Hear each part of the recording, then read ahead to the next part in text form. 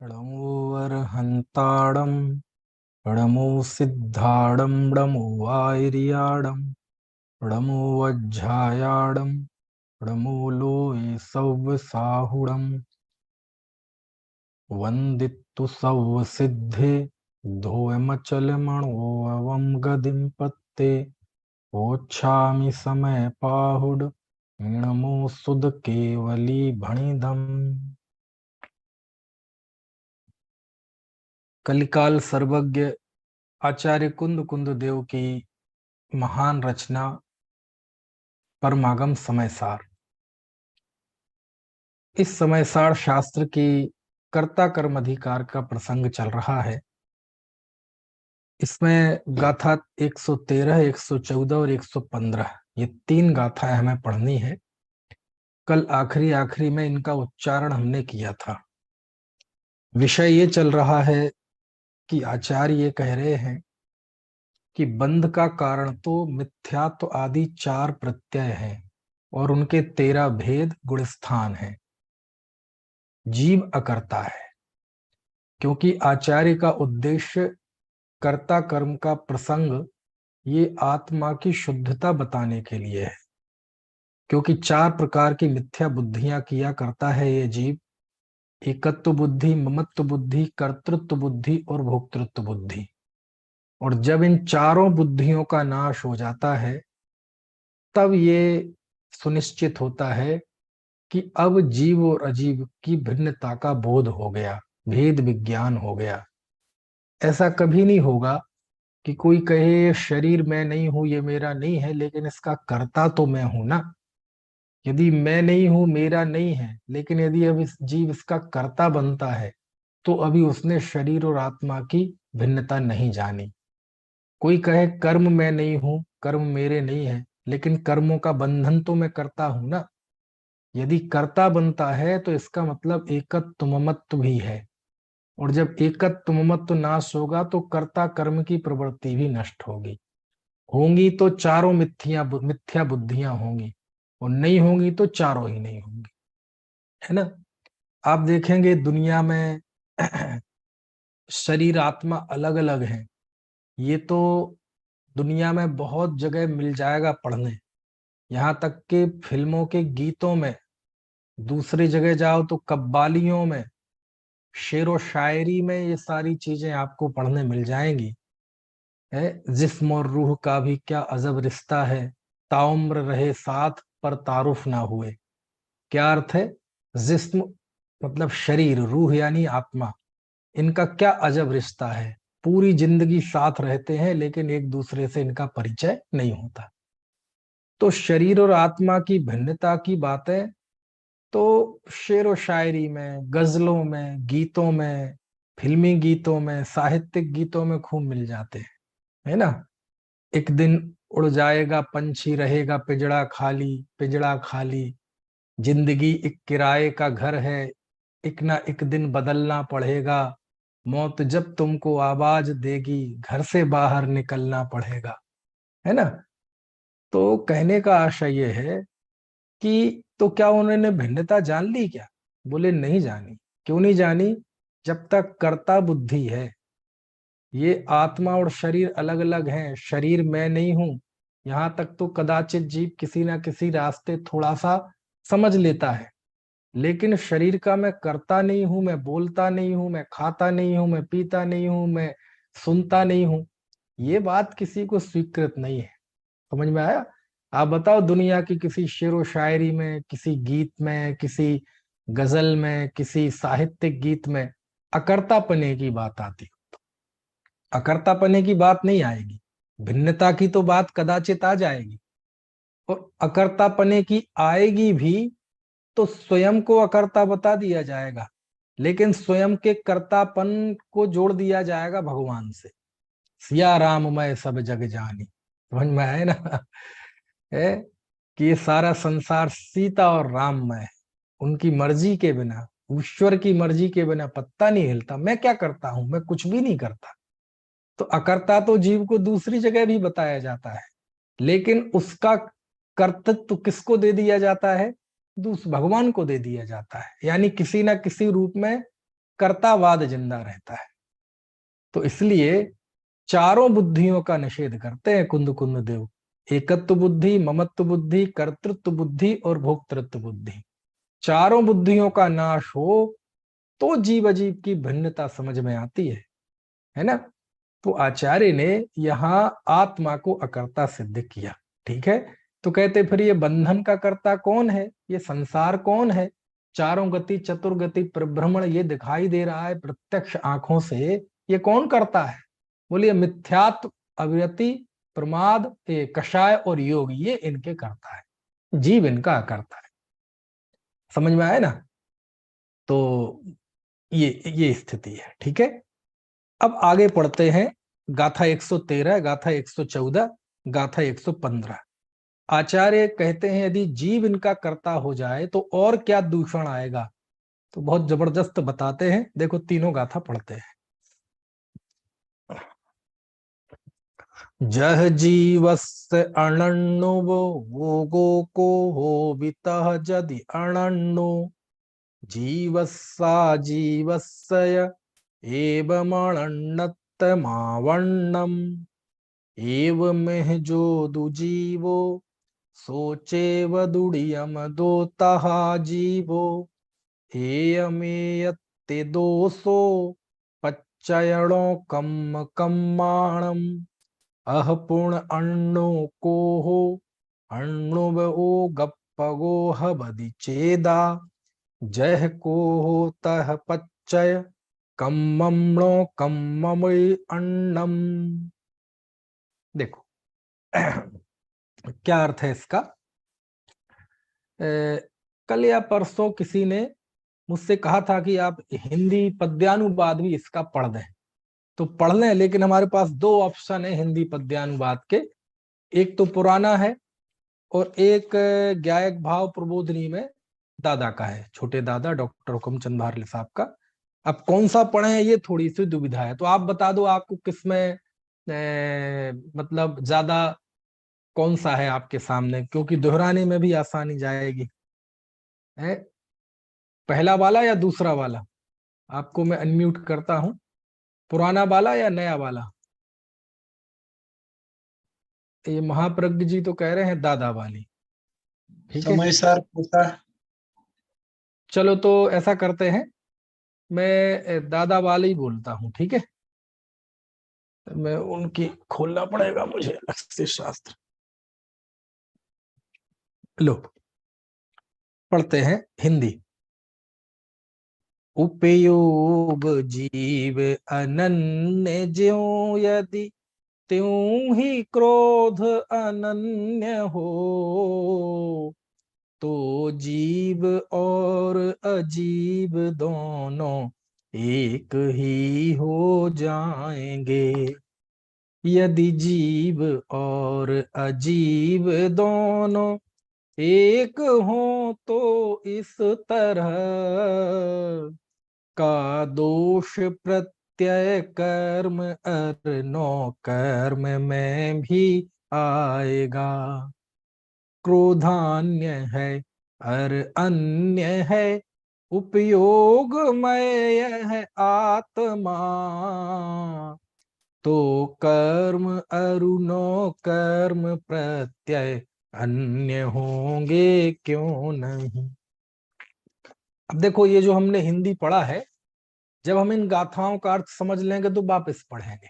ठीक है, तो आपको और स्पष्टता के साथ समझ में आएगा। देखो जरा इनका अर्थ देखते हैं इन गाथाओं का।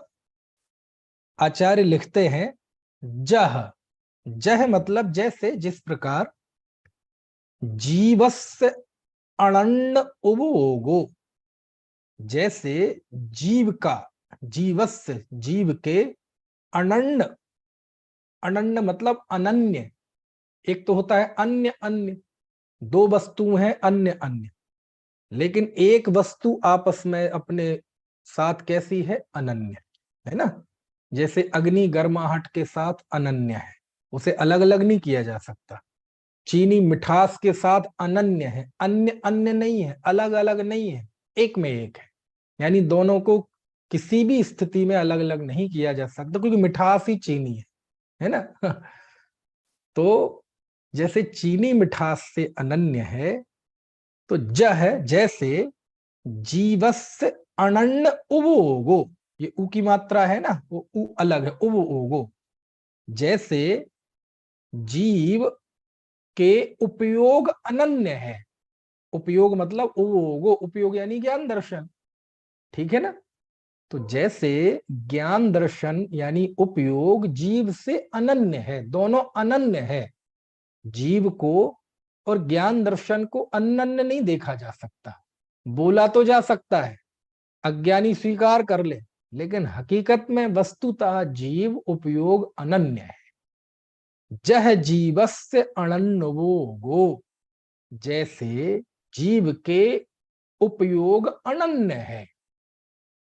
कोहो भी तह, तह उसी प्रकार, यदि यदि कोहो भी अनन्यो, क्रोध भी अनन्य हो जाए। देखो गाथा, देखो आप गाथा से देखना पड़ेगा, बिल्कुल सरल है।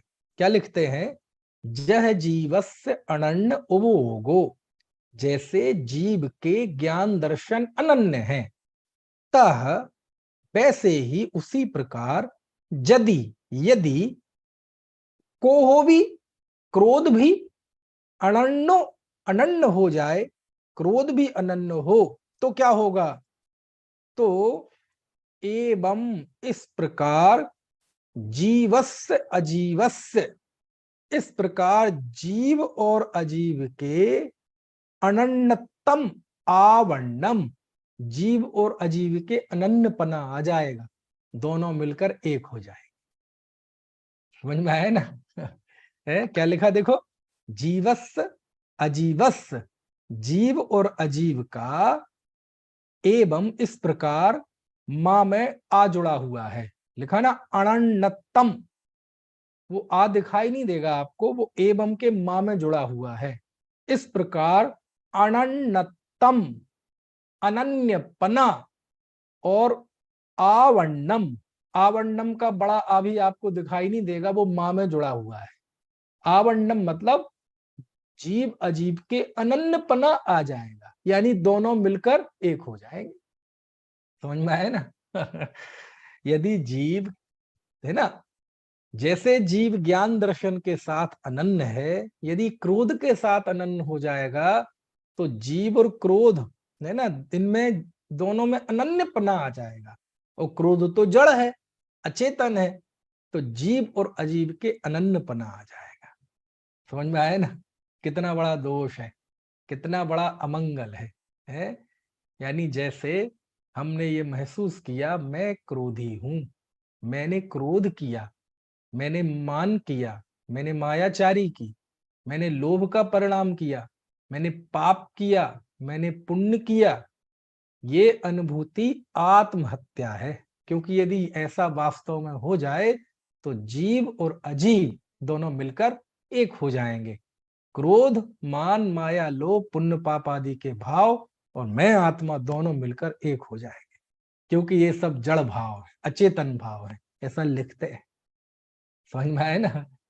गुरुदेव कहते थे, यदि तुम्हें पुद्गल का कर्ता बनना है तो पुद्गल होना पड़ेगा। गाथा है ऐसी कि बोले, यदि आपको पाड़ा भैंस का स्वामी बनना है तो पाड़ा होना पड़ेगा। ऐसे ही क्रोध आदि का स्वामी बनना है, उसका कर्ता बनना है, तो अचेतन होना पड़ेगा, जड़ होना पड़ेगा, क्योंकि ऐसी स्थिति में दोनों मिलकर एक हो जाएंगे। तो कोई बात नहीं, हो जाएंगे, हो जान दो क्या करे, जब तीव्र कषाय और बहुत मोह गहरा नाचता है, तो जी वैसी कल्प, हाँ हो जान दो, क्या दिक्कत है? देखो आगे क्या लिखते हैं आचार्य, इस गाथा का अर्थ समझ में आ गया आपको। जैसे जैसे जीव का अनन्य उपयोग, जीव का है ना ज्ञान दर्शन उपयोग अभिन्न है, तह वैसे ही यदि यदि क्रोध भी अनन्य हो जाएगा, कोहो भी अनन्यो, है ना, एवं इस प्रकार तो जीवस्य अजीवस्य अनन्यतम आवरणम, ऐसे तो जीव और अजीव के अन्नपना नहीं रहेगा, दोनों अनन्य हो जाएंगे, एक हो जाएंगे। देखो कितनी बड़ी बात है। अब क्या करें, ये सारी चीजें है ना सुन के, पढ़ के, है ना, थोड़े से हृदय में झंकार नहीं पैदा करते। लेकिन ये कितनी बड़ी बात है। आचार्य ये कह रहे हैं कि मैं क्रोधी हूं, मैं क्रोध का करता हूं, ऐसा यदि कोई महसूस करता है तो समझ लो उसने जीव और अजीव को भिन्न नहीं जाना, यानी वह जड़ हो गया। क्यों? जड़ को तो चेतन होने की पड़ी नहीं है, ये चेतन को ही जड़ होने की पड़ी रहती है हमेशा। समझ में आया ना? इसलिए तो लिखा है पंडित दौलत राम जी ने जीव अजीव तत्व संबंधी भूल में, मैं सुखी दुखी में रंक राव, मेरे धन ग्रह गो धन प्रभाव, मेरे सुत तिय में सबल दीन, बेरूप सुभग मूरख प्रवीण। ये जीव अजीव संबंधी भूल ही तो है कि जीव को अजीव मान लेता है, अजीव को जीव मान लेता है ना? ये अतत्वाभ्यास है, अतत्व ज्ञान है ये, है ना? ऐसे ही यदि जैसे मैं ज्ञान दर्शन स्वभावी हूं, वैसे मैं क्रोध के साथ मानने लगूं, क्योंकि यदि हम नए परिपाटी में जाएंगे तो क्रोध आदि, क्रोध के परिणाम को आत्मा से अनन्य देखना अशुद्ध निश्चय न है। क्रोध नामक कर्म प्रकृति से आत्मा को अनन्य देखना यह सद्भूत व्यवहार न है। और ज्ञान दर्शन में ये आत्मा को स्वयं से अभिन्न देखना ये शुद्ध नय है। तो नए परिपाटी से भी तीनों अलग अलग है ना। और यदि शुद्ध नय जब खड़ा होता है तो शुद्ध नय की दृष्टि से तो अशुद्ध नय भी व्यवहार है ना? जब शुद्ध नय ना देखें तो आत्मा कर्म नो कर्म का करता है, यानी शरीर आदि का करता है, ये असद्भुत व्यवहार न है। राग आदि का करता है, यह शुद्ध निश्चय न है। समझ में आया ना? लेकिन जब आगे का शुद्ध नय प्रकट होता है तो यह अशुद्ध नय भी व्यवहार है, क्योंकि वो एक कंडीशन का ही तो कथन कर रहा है, उसका निषेध हो जाता है ना? तो देखो क्या बढ़िया बात ले कि दोनों में एक पना आ जाएगा, दोनों मिलकर एक हो जाएंगे। समझ में आया? ऐसा है। यदि हम क्रोध के करता हैं तो हमें क्रोध होना पड़ेगा, अचेतन होना पड़ेगा, ऐसा आचार्य लिखते हैं। फिर देखो आचार्य क्या लिखते हैं। एवं इस प्रकार इस प्रकार होने पर तो एवं इह इस प्रकार होने पर तो इह मतलब इस लोक में जो जो एवं चा इस लोक में जो जीव है, जीवो सो चेव दूढ़ियम दो तहा अजीवो। इस प्रकार तो इस लोक में जो जीव होगा वही नियम से अजीब हो जाएगा। एवं में जो दु जीवो सो चेव दूढ़ियम दो तहा अजीवो। ऋयम दो मतलब नियम से, तहा मतलब उसी प्रकार, और जीवो दिखाई दे रहा है ना, वो जीवो नहीं है, अजीवो है, कि नियम से तहा उसी प्रकार अजीवो अजीब हो जाएगा। सो वही, कि यदि ऐसा मानोगे तो जो जीव है वही अजीब सिद्ध हो जाएगा। और सिद्ध हो जाएगा मतलब, सिद्ध हो जाएगा तो क्या होगा? क्या होगा? अरे बोले तुम अज्ञानी की सिद्धि है ये वस्तुतः तो ऐसा होता नहीं है ना? उसी प्रकार अयम, अयम मतलब वैसे ही, ए यत्ते दोषो इसी प्रकार का यह दोष, पच्चय प्रत्यय, णोकम नौकर्म और कम्माणम कर्म, इनके साथ भी ऐसा ही दोष आएगा। मतलब यदि क्रोध के साथ अनन्य हो जाएगा तो जीव अजीव भिन्न एक ही हो जाएंगे, और ये ही दोष फिर प्रत्यय कर्म नौकर्म के साथ भी आ जाएगा। यानी सीधी सी बात यह है, आत्मा प्रत्यय कर्म नौकर्म क्रोध ये सब मिलकर एक हो जाएंगे। समझ में आया ना? तो जैसे जीव क्रोध के साथ अनन्य नहीं है, वैसे ही प्रत्यय कर्म नौकर्म के साथ भी अनन्य नहीं। फिर देखो आगे लिखते हैं, अह अथवा पुण अन्नो, क्या मतलब हुआ? अथवा ऐसे दोष से बचने के लिए कोई कहे कि को हो अन्नो, अन्नो वो गप्पो हवदि चेदा। इस दोष से बचने के लिए कोई कहे कि क्रोध अन्य है और उपयोग स्वरूप चेदा आत्मा अन्य है। ठीक है? इस दोष से बचने के लिए कोई कहे कि आत्मा अलग है, उपयोगवान आत्मा अलग है और क्रोध अलग है, तो आचार्य कहते यही तो हम कह रहे हैं। और यदि ये अलग अलग है तो जह क्रोधो, जैसा क्रोध है, तह पच्चय कम्मम्णो कम्मम भी अन्नम। तो जैसे क्रोध अन्न है उसी प्रकार प्रत्यय भी अन्न है, कर्म भी अन्न है और नो कर्म भी अन्न है। मतलब हमारी बात सिद्ध हो गई कि दोनों अन्न अन्न है। क्योंकि भले ही बात कर्ता कर्म के प्रसंग की हो, लेकिन अंततः आचार्य को बताना तो भिन्नता है। वो भिन्नता में ये चार बिंदु हैं, एकत्व, ममत्व, कर्तृत्व, भोक्तृत्व। समझ में आए ना?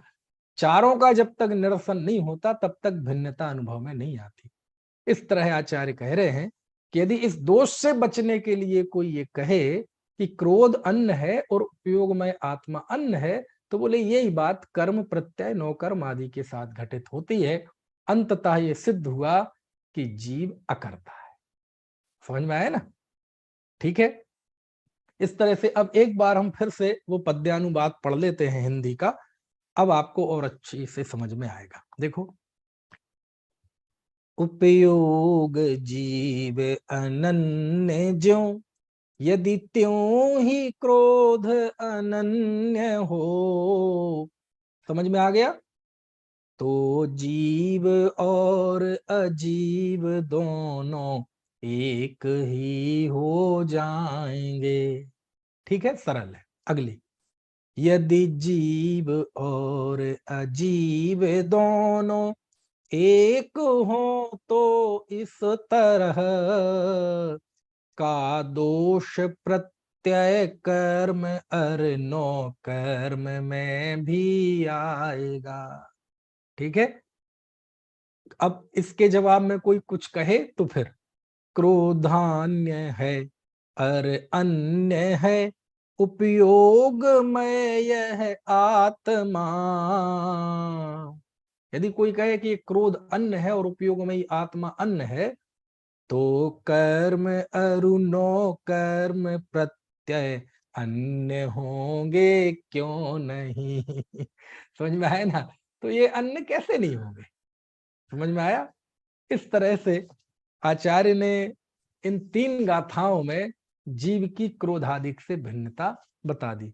अभी आप संवर अधिकार में जब जाएंगे तो वहां तो बिल्कुल ऐसा बताते हैं, क्रोध में क्रोध है, जीव में जीव है ना, क्रोध में ज्ञान नहीं, ज्ञान में क्रोध नहीं। क्योंकि आचार्य को तो भगवान आत्मा बता, है ना। चाहे ऐसे खा लो, चाहे ऐसे खा लो, चाहे इस हाथ से खा लो, चाहे चम्मच से खा लो, कैसे भी खा लो। समझ में आए ना? ग्रास मुंह में जाना है ना। कर्ता कर्म का प्रसंग हो, संवर का प्रसंग हो, सर्व शुद्ध ज्ञान का प्रसंग हो, कोई भी प्रसंग हो, आत्मा को तो आत्मा की शुद्धता का संरक्षण और संवर्धन करना है। क्योंकि उन्होंने एक ही बीड़ा उठाया कि मैं एकत्व विभक्त शुद्धात्मा दिखाऊंगा। बस ये उनका विजन है। इसके लिए वो कुछ भी करेंगे। एकत्व मत बुद्धि पे प्रहार करेंगे, कर्तृत्व पे प्रहार करेंगे, पुण्य पे प्रहार करेंगे, है ना। शरीर की क्रियाओं करते हुए जो अपने आप को धर्मात्मा मानते हैं, ऐसे क्रिया नय वालों पर प्रहार करेंगे। जो शास्त्र पढ़कर, है ना, मस्त हो गए हैं, ऐसे ज्ञान नय वालों पर प्रहार करेंगे। क्योंकि आचार्य को तो शुद्धात्मा दिखानी है, जड़ता तोड़नी है। समझ में आया ना? इस तरह से ये तीन गाथाएं हुई, बहुत अच्छी गाथाएं हैं, है ना। ठीक है। तो इन तीन गाथाओं का अंतिम निष्कर्ष क्या निकला? कि इन तीन गाथाओं का अंतिम निष्कर्ष ये है कि जीव क्रोधादि का अकर्ता है ना। संसार का कर्ता कौन है? मिथ्यात्व आदि संसार के कर्ता है। अब कोई प्रश्न कर सकता है कि वो मिथ्या भाव तो जीव का किया हुआ है ना। कहते हैं देखो, ये 13 गुण स्थान, सुनना बहुत मार्मिक बात, ये 13 गुण स्थान है क्या बेसिकली? आचार्य इसको बार बार पुद्गल क्यों कहते हैं, है ना। मिथ्यात्वादी को बार बार पुद्गल क्यों कहते हैं? यहाँ पुद्गल का वो अर्थ भी है, स्पर्श रस गंध वर्णमान पुद्गल, लेकिन बहुत आसानी से समझना हो तो पुद्गल किसे कहते हैं? पुद्गल कहते हैं जो पूर्ण गलन स्वभाव वाला हो। जिसमें मिलना बिछुड़ना होता है वो पुद्गल है। ठीक है, जीव में तो ऐसा कुछ होता नहीं। दो जीव आपस में कभी बंधते नहीं, कभी बनते, दो जीव बनते हैं, है ना। परमाणु से स्कंद होने का स्वभाव एकमात्र पुद्गल द्रव्य में है, ना जीव में है, ना धर्म में है, ना अधर्म में है, ना आकाश में है, ना काल में। पुद्गल में वो स्वभाव है। पुद्गल में दो परमाणु आपस में बंधन को प्राप्त हो जाते हैं, बिछुड़ भी जाते हैं, फिर बंध जाते हैं, फिर बिछुड़ जाते हैं। ये उनमें चलता है, स्निग्ध और रुक्ष उनमें होता है। समझ में आया ना। तो ये पुद्गल की अपनी विशिष्ट शक्ति है, वो बाकी में शक्ति नहीं। दो जीव आपस में नहीं बनते, धर्म अधर्म आकाश, है ना, तो एक एक ही है, तो वो क्या आपस में बनेंगे। कालाणु भी आपस में बनते नहीं है, बस पुद्गल बनता है। तो कहते हैं कि पुद्गल का अब पुद्गल का ये जो स्वभाव है ये उसका स्पेशल है, और जो स्पेशल है वही उसकी पहचान होती है, वही उसका विशेष गुण होता है। तो मिलना बिछुड़ना ये पुद्गल का विशेष गुण है, इसलिए पूरन गलन स्वभाव जिसका हो उसे पुद्गल कहते हैं। अब देखना, बहुत मजेदार बात, बहुत आनंद आने वाला है। ये जितने भी गुण स्थान हैं, अभी चूंकि यहाँ बंधन की बात की तो 13 गुण स्थान, ये 13 गुण स्थान एक परिस्थिति है, एक कंडीशन है। कैसे कंडीशन है, जैसे पहला गुण स्थान ले लो, है ना। यदि आप करणान युग में विशेष रुचि रखते होंगे तो और इसमें से मक्खन निकाल सकते हैं। जैसे पहला गुण स्थान है, अब पहला गुण स्थान क्या है। पहले गुण स्थान में जीव के मोह का विकार परिणाम है, मतलब दर्शन मोह के उदय से अतत्व श्रद्धान है, चारित्र मोह के उदय से राग द्वेष अनंतानुबंधी कषाय है कि नहीं है। उसी के साथ साथ मनुष्य त्रैंच देव नार की वो कोई भी हो सकता है, यानी वो जो भी होगा उसके, मनुष्य होगा या त्रेंच होगा या देव होगा या नरक ही होगा, तो ये आयु कर्म का उदय है उस जीव के। समझ में आए ना। है, और मिथ्यात्व का एक परिणाम थोड़ी है, असंख्यात लोक प्रमाण परिणाम है। कषाय का एक परिणाम थोड़ी है, असंख्यात लोक प्रमाण परिणाम है। उसके अलावा, है ना, और भी जीव के ज्ञान का ज्ञान रूप परिणमन, है ना, ये सारी चीजें जो एक साथ मिक्स हुई, इसका नाम पहला गुण स्थान है। समझ में आए ना। दूसरे गुण स्थान में आएंगे तो दूसरे, आप जब धबला में जाएंगे, गोमट सार में जाएंगे, तो हर एक गुण स्थान को बताने में बहुत सारा समय लगता है कि उस गुण स्थान में कौन सी प्रकृतियों का बंध चल रहा है, कौन सी प्रकृतियों का संबर हो गया है। आगे आगे धर्म के गुण स्थान, अभी पहले में तो नहीं हुआ। तो वो क्या बताते, कंडीशन बताते हैं, है ना।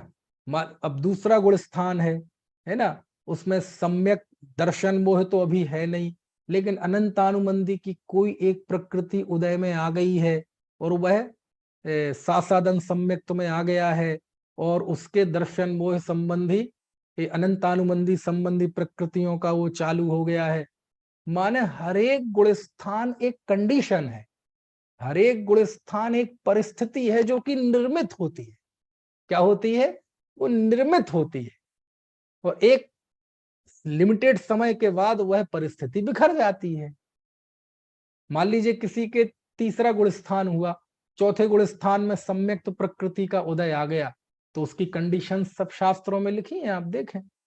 चौथे गुण स्थान में कोई जीव है, 41 प्रकृतियों का तो आना रुक गया, है ना। 43 भी कहते, 41 भी कहते हैं, आहारा द्विक मिला दें तो वो 43 हो जाती है ना।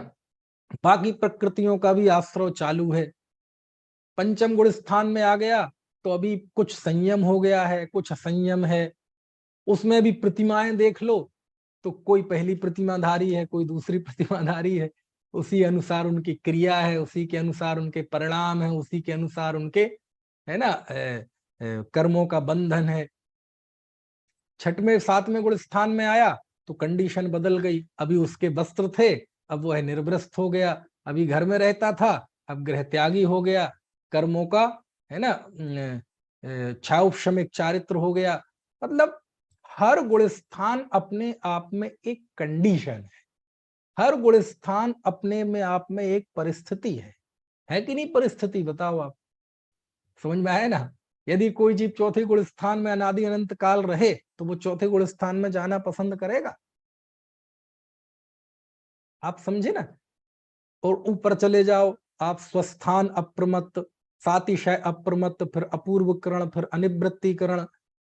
अब आप इन गुण स्थानों के विवेचन शास्त्रों में पढ़ेंगे तो आपको एक एक गुण स्थान की परिस्थिति समझ में आएगी कि कोई भी गुण स्थान होता है उसकी परिस्थिति क्या होती है। आठों कर्म के हिसाब से उसका विवेचन चलेगा कि इस गुण स्थान में कर्म की ये प्रकृति यहाँ उपशमित हो जाती है, आठवें गुण स्थान तक भय संज्ञा है ना, नौवें, ऐसे सब। अब बाद में 13वें गुण स्थान में चले जाओ तो 13वें गुण स्थान भी एक परिस्थिति है जिसमें 4 घाती कर्मों का नाश है, 4 घाती कर्मों का उदय है, तो वो एक परिस्थिति है। किसी के तीर्थंकर नाम कर्म का उदय है तो उसके पंच कल्याणक होते हैं, है ना। किसी के बाद में बंधन किया तो उसके, है ना, 2 या 3 कल्याणक भी होंगे। अब ये क्या है, एक परिस्थिति है। कुछ बात समझ में आ रही है कि नहीं।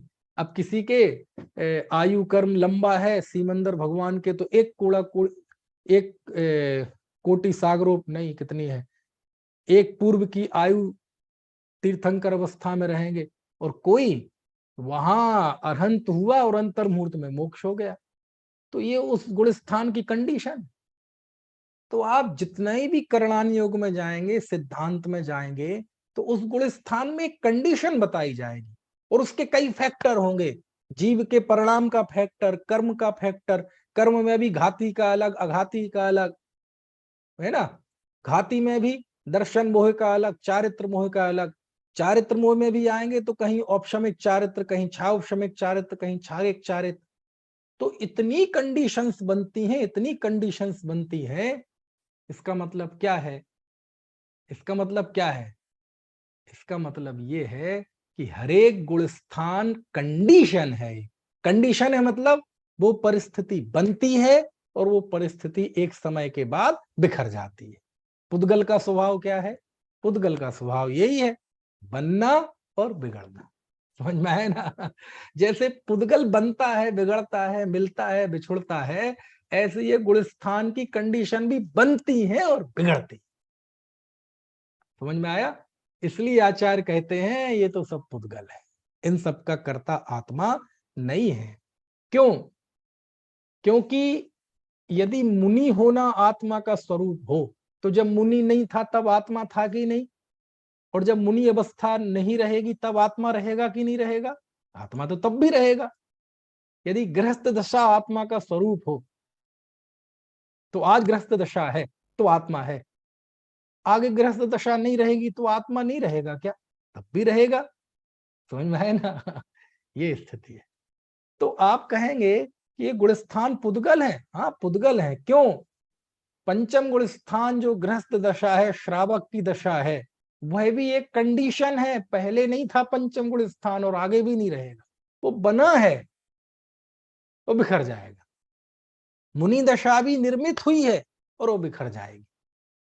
कुछ बात समझ में आ रही है कि नहीं। बस इसे ही पुद्गल कहते हैं। तो आप पुद्गल की ये व्याख्या आप देखेंगे तो बड़ी आसानी से समझ में आ जाएगी, है ना, कि ये परिस्थिति है। यही तो कारण है कि सम्यक दृष्टि ज्ञानी धर्मात्मा आत्मा मुनि है कि गृहस्थ है। बोले ना वो गृहस्थ है और ना मुनि है। क्यों नहीं है गृहस्थ और मुनि? क्योंकि मुनिपना भी एक कंडीशन है और गृहस्थपना भी एक कंडीशन है। मुनिपने में कंडीशन है, क्या कंडीशन है, कि ये नरक और त्रैंच के नहीं होगा, देव के नहीं होगा, मनुष्य के ही होगा। मनुष्य में भी इस जो स्त्रियां और नपुंसक हैं उनके नहीं होगा, पुरुष को ही होगा। ये कंडीशन है कि नहीं है? और ये पहले नहीं थी। और पुरुष के भी सबके नहीं होगा, किसी किसी के ही होगा। समझ में आया ना।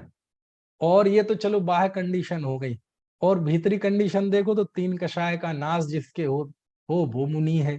जो महाव्रतों का पालन करता हो वो मुनि है। कितनी कितनी व्याख्या करते जाओ, लेकिन ये हमेशा से तो नहीं थी ना कंडीशन, और अनंत काल तक तो नहीं रहेगी ना। इसका मतलब ये भी क्या है, एक परिस्थिति है। और परिस्थिति बनती है, बिखरती है। कैसी? जैसे कि पुद्गल बनता बिखरता है। इसलिए 13 गुणस्थान, मिथ्यात्व आदि, ये सब पुद्गल हैं, अचेतन हैं, आत्मा इनका कर्ता नहीं है। तो आत्मा किसका करता है? बस ज्ञाता है। समझ में आया ना? इसलिए तो बनारसी दास जी का वो छंद है बहुत अच्छा, जिसमें वो कहते हैं कि सम्यक दृष्टि न गृहस्थ होता है न मुनि होता है। सुना है? स्वार्थ के सांचे पर मारथ के सांचे चित्त, सांचे सांचे बैन कहे सांचे जैन मति है, काहू के विरुद्ध नाही पर जाय बुद्धि नाही, आत्म गवेशी है गृहस्थ है न जति है, रिद्धि सिद्धि वृद्धि दिसे घट में परगट सदा, अंतर के लक्ष्य सो अजाची लक्ष्यपति हैं, दास भगवंत के उदास रहे जगत सो, सुखिया सदैव एक जीव समकिति है। वाह! बहुत अच्छा छंद है? समझना है थोड़ा इसका अर्थ, बहुत मार्मिक है, बहुत मार्मिक है। समझते हैं महाप्रज्ञ जी, समझे? देखो क्या लिखते हैं। शुरुआत ही का ही छंद है। जब नाटक समय सार शुरू होता है, पंडित बनारसी दास जी लिखते हैं, तो शुरुआत में वो भगवान की स्तुति करते हैं, पार्श्वनाथ भगवान की स्तुति करते हैं, सिद्धों की स्तुति करते हैं, मुनिराजों की स्तुति करते हैं, शास्त्र की स्तुति करते हैं, और उसी श्रृंखला में वो सम्यक दृष्टि की स्तुति करते हैं। स्तुति मतलब प्रशंसा। स्तुति मतलब हम कहें कि पूजा, तो पूजा हम सोच लेंगे वो अष्टद्रव्यों से पूजा, ऐसा कुछ नहीं है। प्रशंसा को ही पूजा कहते हैं। ठीक है? तो सम्यक दृष्टि अष्टद्रव्य से पूजनीय तो नहीं है, लेकिन सम्यक दृष्टि का सम्यक दर्शन तो पूजनीय है। पूजनीय मतलब प्रशंसनीय है। चरित मोह बस लेश न संयम पैसुरनाथ जजय है। खैर, तो वहां सम्यक दृष्टि की प्रशंसा लिखते हैं बनारसी दास जी, वहां दो छंद लिखते हैं। एक तो वो है, वो भी बहुत प्रसिद्ध है। कौन सा? भूल गया। वेद विज्ञाने जग्यो जिने के घट शीतल चित्त भयो जिमि चंदन, केली कर सेवे मार्ग में जग माही जेने सोर के लघु नंदन, सत्य स्वरूप सदा जेने के प्रगटो अवदात मिथ्यात्व निकंदन, शांत दशा तेने की पहचानी करे करी जोरी बनारसी बंधन। अभी इसका अर्थ मैं नहीं समझाऊंगा, ये तो मैंने बस आनंद के लिए बोल दिया। इसके बाद जो छंद है जिसमें वो सम्यक दृष्टि की प्रशंसा करते हैं, क्यों? क्योंकि सम्यक दृष्टि जो मानता है वस्तुतः वस्तु का स्वरूप वही है, और संसार का स्वरूप कैसा नहीं है? अज्ञानी जैसा मानता है वैसा नहीं। क्या है वस्तु का स्वरूप? ज्ञानी जैसा स्वीकार करता है वैसा है। सम्यक दृष्टि जैसा देखता है स्वयं को, वैसा भगवान आत्मा है। अब वो कैसा देखता है तो उसका वर्णन किया बहुत अच्छा। स्वार्थ के सांचे पर मारथ के सांचे चित्त। क्या अर्थ है इसका? स्वार्थ के सांचे। वैसे दुनिया में तो स्वार्थी होना बड़ा बुरा माना जाता है। यदि किसी से कहा जाए बड़ा खुदगर्ज है, ये स्वार्थी है, सेल्फिश है, तो लोग उसका अपमान करेंगे, बुरा बुरा मानते हैं उसे। लेकिन हकीकत में अज्ञानी कभी सेल्फिश हुआ ही नहीं, अज्ञानी कभी स्वार्थी हुआ ही नहीं। उसके 24 घंटे के प्रयत्न शरीर के लिए, संसार के लिए, बीवी बच्चों के लिए, लोक प्रतिष्ठा के लिए, परलोक के लिए, एलोक के लिए होते हैं। तो स्वार्थी कहाँ रहा? क्यों? क्योंकि यदि स्वार्थी होना है आपको, तो पहले स्व को पता करना पड़ेगा कि ये स्व क्या चीज है। स्व का बोध हुए बिना, स्व की पहचान हुए बिना आप स्वार्थी शब्द का अर्थ ही नहीं लग। हम स्व का अर्थ समझते हैं ये शरीर, जबकि स्व का अर्थ है शुद्धात्मा। समझ में आए ना? और उसकी प्राप्ति के लिए जो 24 घंटे प्रयत्न करे, वो है स्वार्थ का सांचा। स्वार्थी होकर जीना मतलब दुनिया की सबसे, है ना, बढ़िया सर्वश्रेष्ठ आर्ट ऑफ लिविंग, जीवन जीने की कला। कैसा जी होकर जीना? स्वार्थी होकर जीना। समझ में आए ना? है एगो में सस्त दो अपाणाण दंसण लक्षणो, शेषा में बाहिरा भावा सभ्य संजोग लक्षणा। है ना? एक ज्ञान दर्शन मई शाश्वत आत्मा ही मेरा है, बाकी सब संयोग लक्षण वाले हैं। ऐसी दृष्टि के साथ जीना, ऐसे स्वाद के साथ जीना, ऐसी खुमारी के साथ जीना ये जीने की सर्वोत्कृष्ट कला है, सबसे, है ना, बढ़िया, दुनिया की सर्वोत्कृष्ट आर्ट ऑफ लिविंग है। कैसा होकर जीना? मैं एक ज्ञान दर्शनमयी आत्मा हूं, बस इसके अलावा बाकी सब संयोग लक्षण वाले हैं। ऐसा स्वार्थ के सांचे, परमार्थ के सांचे चित्त, और जो परमार्थ के सांचे चित्त हैं, मतलब जिनके चित्त में सच्चा पारमार्थिक सत्य स्वीकृत हो गया है, उसी के लिए प्रयत्न है, उसी के लिए श्वास प्रश्वास है। ऐसे स्वार्थ के सांचे, परमार्थ के सांचे चित्त, सांचे सांचे बहन बोले सांचे जैन मती है। ठीक है, ऐसे सच्चे सच्चे बैन बोलते हैं, ऐसे ही सांचे जैन मती होते हैं। क्योंकि जैनत्व की शुरुआत सम्यक दर्शन से होती है, आत्मानुभूति से होती है, भेद विज्ञान से होती है। उसके पहले जैनत्व की शुरुआत नहीं है ना। स्वार्थ के सांचे, परमार्थ के सांचे चित्त, सांचे सांचे बैन बोले सांचे जैन मती है।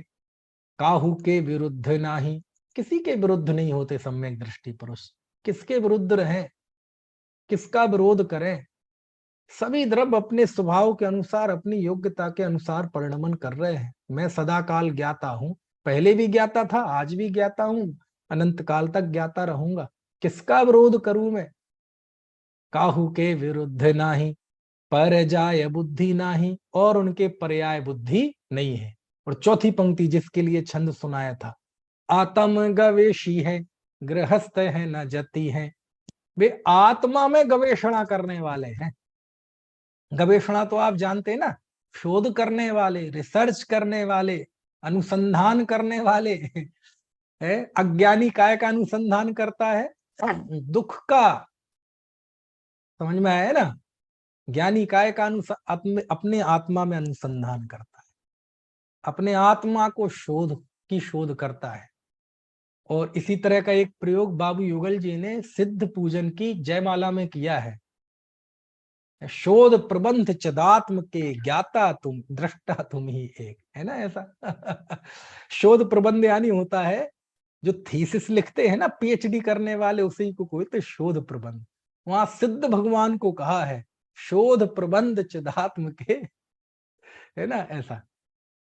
तो लिखा, आत्म गवेशी है, गृहस्थ है न जति है। वे सम्यक दृष्टि ना गृहस्थ हैं और ना मुनि है। आहा, देखो तो 56 इंच का सीना चाहिए बात कहने के लिए। कौन होता है सम्यक दृष्टि? घर में रहता है कि घर के बाहर रहता है? मुनि है कि गृहस्थ है? कहते हैं जो मुनि है या गृहस्थ है वो सम्यक दृष्टि नहीं है। जो ये मानता है कि मैं मुनि हूं वो कुछ भी हो लेकिन सम्यक दृष्टि नहीं हो सकता। कोई ये माने कि मैं गृहस्थ हूं तो दुनिया में कुछ भी हो लेकिन वह सम्यक दृष्टि नहीं हो सकता, क्योंकि उसने उस कंडीशन को अपना मान लिया, वो परिस्थिति को अपना मान लिया। और परिस्थिति को अपना मानना ही तो पुद्गल को अपना मानना है। क्योंकि जैसे पुद्गल बनता बिखरता है ऐसी परिस्थिति बनती बिखरती है। मैं मानूं कि मैं मनीष जैन हूं तो एक ये परिस्थिति है, तो इसको अपना माना तो पुद्गल को अपना माना है। मैंने माना कि मैं पुण्य आत्मा हूं, पापात्मा हूं, तो पुण्य पाप भी एक परिस्थिति है, उसके साथ हमने तादात्म्य स्थापित कर लिया। इसी को तो नाम पुद्गल को अपना मानना है। ऐसे ही मैं मान लिया कि मैं गृहस्थ हूं, मैं तो अणुव्रती हूं, मैं तो प्रतिमाधारी हूं, मैं तो महाव्रती हूं, मैंने तो घर छोड़ा है। परिस्थिति को अपना माना ना। पहले घर में रहते थे तो मैं गृहस्थ था, इसमें तादात्म्य स्थापित किया। फिर ग्रह छोड़ा तो मैं ग्रह त्यागी हो गया, इस बात का तादात्म्य स्थापित हो गया। पहले पाप करता था तो मैं पापी, उसके साथ तादात्म्य स्थापित कर लिया। अब मैंने अहिंसा व्रत पाल लिया तो अब जीवों के बचाने रूप कार्य के साथ अपने आप को जोड़ लिया। पहले हिंसा का करता था अब अहिंसा का करता है। पहले असत्य का करता था अब सत्य का करता है। पहले घर का करता था अब घर के त्याग का करता है। पहले वस्त्रों का करता था अब वस्त्रों के त्याग का करता है। पहले असंयम का करता था अब संयम का करता है। कहने का आशय है परिस्थिति से आगे नहीं निकल पाया जी, है वहीं कहीं ना कहीं, है ना, गोते लगा रहा है। समझ में आया ना? इसलिए सम्यक दृष्टि आत्म गवेशी है, गृहस्थ है ना जति है। वे आत्मा में गवेषणा करते हैं, वे ना गृहस्थ हैं और ना मुनि है। समझ में आया? स्वार्थ के सांचे पर मारथ के सांचे चित्त, सांचे सांचे बैन कहे सांचे जैन मति है। काहू के विरुद्ध नाही पर जाय बुद्धि नाही, आत्म गवेशी है गृहस्थ है न जति है। और देखो आगे गजब किया है, रिद्धि सिद्धि वृद्धि दी से घट में प्रगट सदा। रिद्धि, रिद्धि सुनते ही मुंह में पानी आ जाता है। 64 रिद्धि, कहते हैं 64 रिद्धियों की बात नहीं है। रिद्धि सिद्धि, अरे मेरा ये काम सिद्ध हो जाए। वृद्धि, वृद्धि मतलब प्रोग्रेस, नौकरी वाला सोचता है इंक्रीमेंट लग जाए, पदोन्नति हो जाए। व्यापारी सोचता है एक दो और दुकानें खरीद लें। सम्मान प्रतिष्ठा वाला सोचता है 2-4 रोज मालाएं और बढ़ जाएं, जय जयकार और बढ़ जाए। तो संसारी जीव रिद्धि सिद्धि वृद्धि काय में देखते हैं? रुपए पैसा बढ़ने में, मान प्रतिष्ठा बढ़ने में। लेकिन ज्ञानी धर्मात्मा काय में देखते हैं? रिद्धि सिद्धि वृद्धि दी से घट में प्रगट सदा। घट मतलब आत्मा, आत्मा में देखते हैं। मेरी आत्मा में तल्लीनता कितनी बढ़ गई, मेरा उसके प्रति अनुराग कितना बढ़ गया, मेरी स्थिरता का काल कितना बढ़ गया, मेरी बहिर्मुख प्रवृत्ति टूटकर अंतरोन्मुख प्रवृत्ति कितनी प्रगाढ़ हुई। इससे वो अपना मूल्यांकन करते हैं। समझ में आया ना? अपनी अंतर की अंतर विशुद्धि से अपना मूल्यांकन करते हैं। वो बाहर से अपना मूल्यांकन नहीं करते। बाहर से तो हो सकता है वो गरीब हो जाए, लेकिन अंतर की विशुद्धि बढ़ती है तो अपने आप में वह ऐसा अनुभव करता है कि अब और बढ़ाऊं और स्थिरता और बढ़ाऊं और आत्मिक आनंद को और भोगूं और भोगूं। समझ में आया ना?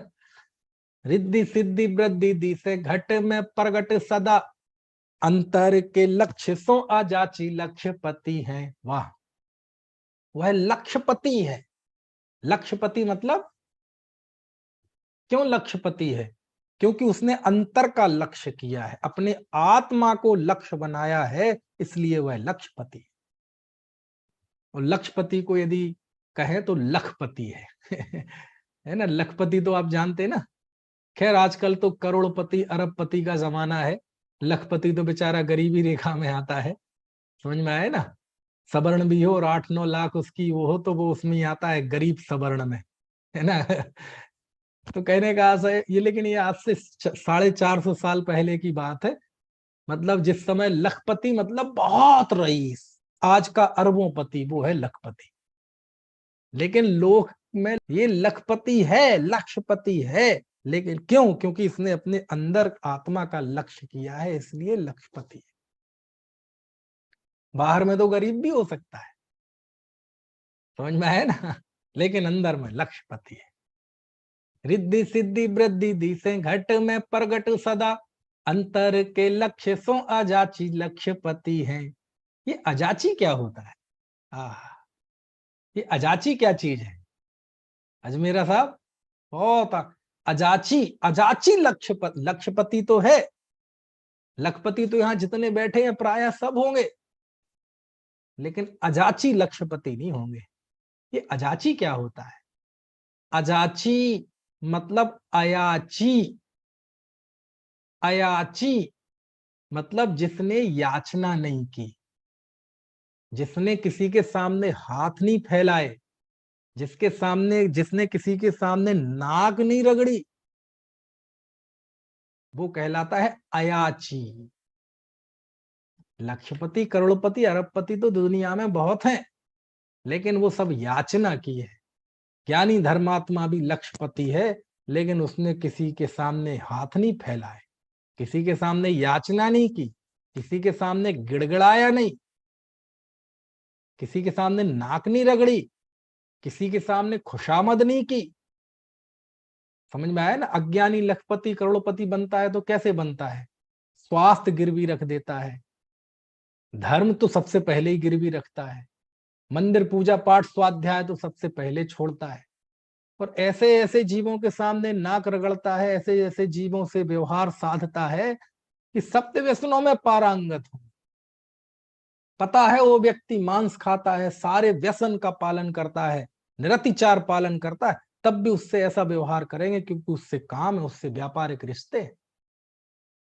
कुछ बात समझ में आ रही? जिनके साथ जो बैठने लायक नहीं है, बात करने लायक तो दूर, उनके साथ व्यवहार रखेगा, उनको घर में बुलाएगा और बुलाकर ऐसा स्वागत करेगा जैसे तीन लोग के नाथ आ गए हों। पावन मेरे नयन भये आज हम। समझ में आया ना? तो अज्ञानी संसार में सफलता प्राप्त करता है तो आत्मसम्मान सब कुछ गिरवी रख के करता है, हाथ फैलाता है दूसरों के सामने। समझ में आया ना? करता है कि नहीं? बोलो आप बताओ, खुशामद करता है कि नहीं? है? सम्यक दृष्टि भी लक्ष्यपति है, लेकिन ऐसा लक्ष्यपति है जिसने कभी किसी के सामने याचना नहीं की। समझ में आया? जा मर जाएगा लेकिन किसी के सामने याचना नहीं करेगा। गरीब हो सकता है लेकिन उसके अंदर दैन्य का भाव नहीं आता। समझ में आया ना? पाप का उदय ऐसा आ सकता है कि वह ज्ञानी धर्मात्मा रुपए पैसे छूट जाए, गरीब हो जाए, सड़क पे आ जाए पंडित भागचंद जी की तरह, लेकिन किसी से याचना नहीं करे। समझ में ना? दीनहीन नहीं हो जाएगा, ऐसा अनुभव नहीं करेगा कि मैं मर गया, बर्बाद हो गया, लुट गया, अरे अरे अरे। नहीं, ठीक है, उदय है, उदय अपनी जगह पे है। मैं तो लक्ष्यपति हूं, क्योंकि मुझे जो चीज मिली है, जो दुर्लभ चीज मिली है, समझ में आया ना? है ऐसा। ठीक है। रिद्धि सिद्धि वृद्धि दिसे घट में प्रगट सदा, अंतर के लक्ष्य सो अजाची लक्ष्यपति है। अब देखो आखिरी की दो पंक्ति, दास भगवंत के उदास रहे जगत सो। आहा। वैसे तो वह किसी के सामने याचना नहीं करते, लेकिन कदाचित व्यवहार से वह किसी के सामने झुकते भी हैं, तो भगवान के सामने झुकते हैं और किसी के सामने नहीं। समझ में आया ना? क्यों? दो ही जगह वैभव है। ज्ञानी जब आंख बंद करता है तो अंतर का वैभव दिखाई देता है। अचिंत्य शक्ति स्वयमेव देवश्चिन्मात्र चिंता मणिरेशस्मात्। मैं अचिंत शक्ति का धारू स्वयमेव शाश्वत देव हूं। आंख बंद की तो अपना वैभव दिखता है, आंख खोली तो जिनेन्द्र का वैभव दिखता है। बस दो ही जगह है, बाकी तो रेगिस्तान है, सब कुछ नहीं है, बाकी तो देखने लायक नहीं। समझ में आया ना? तो वैसे तो अंतर के लक्ष्य से होने वाला वो लक्ष्यपति है, लेकिन अंतर में नहीं रह पाता, तो यदि किसी की दासता भी स्वीकार करता है तो भगवान की दासता स्वीकार। हाँ मैं दास हूं, तो कितने बनारसी दास जी कितने ताल ठोक के कह रहे हैं, दास भगवंत के, भगवान का दास हूं। सम्यक दृष्टि भगवान का दास होता है। समझ में आया ना? आंख खुलते ही अपना वैभव तो गौण हो गया। अब यदि संसार में देखोगे तो किसमें वैभव दिखता है? भगवान में वैभव दिखता है, उनके सामने मस्तक झुकता है ना? आंखें बंद अपना वैभव, आंखें खुली जिनेन्द्र का वैभव। समझ में आया ना? शुद्धात्मा सिद्धात्मा, कारण समय सार, कार्य समय सार, निश्चय परमात्मा, व्यवहार परमात्मा। समझ में आ रही बात की नहीं? ऐसी स्थिति है, समझने की है, बहुत गंभीर चीजें हैं भैया। दास भगवंत के है, सच्ची दासता, सच्ची भक्ति तो सम्यक दृष्टि के ही होती है।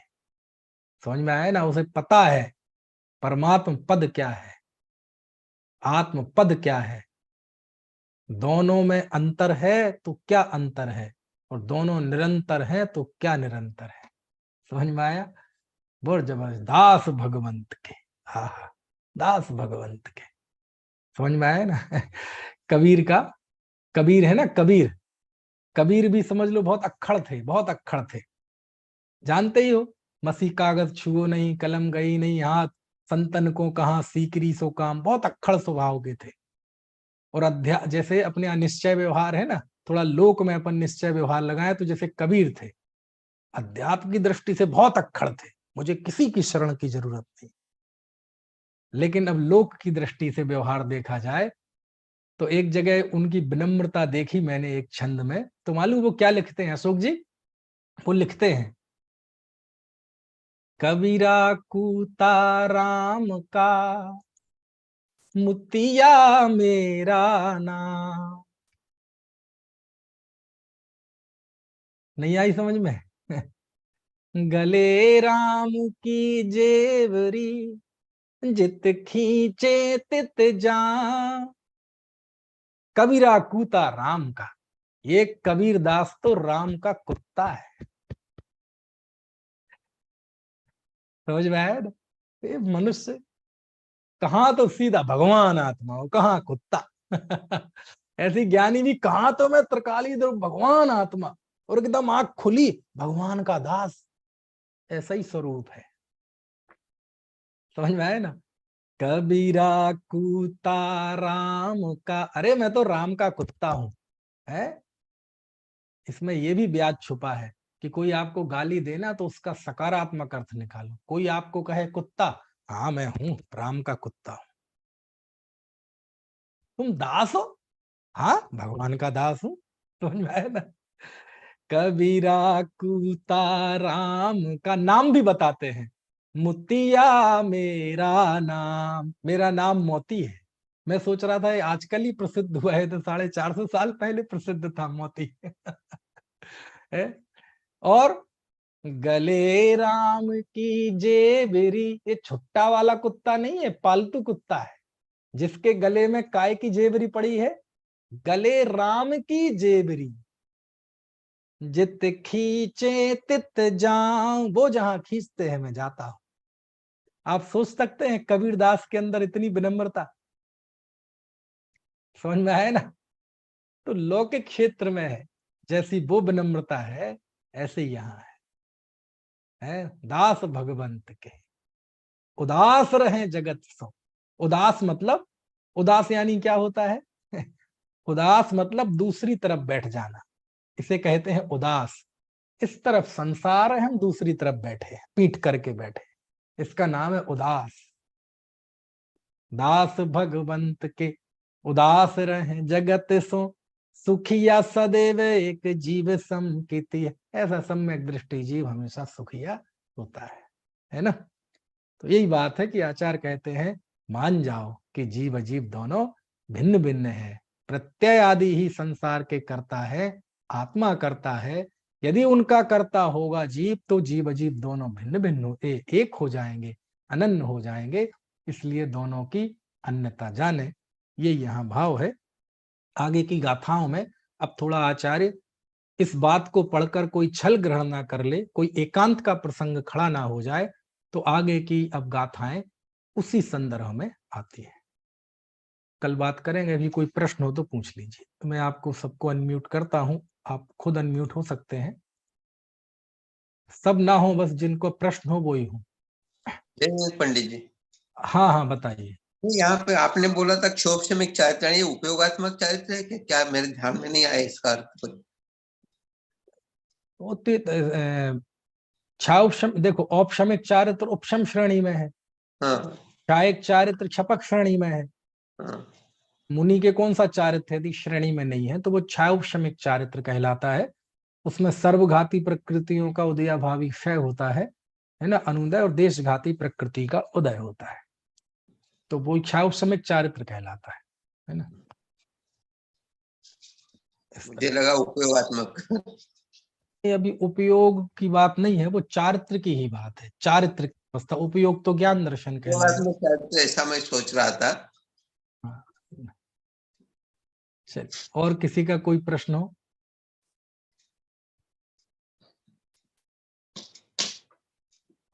चलिए ठीक है, तो जिनवाणी स्थिति करते हैं। निज निधि निज में बताई यह यह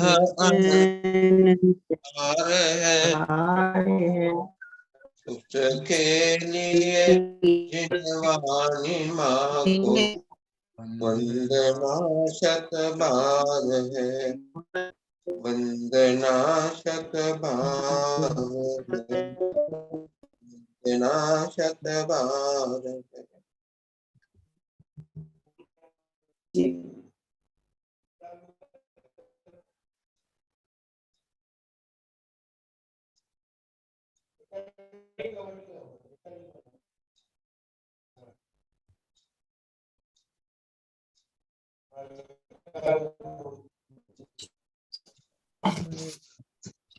जय हो चिद्रूप प्रभु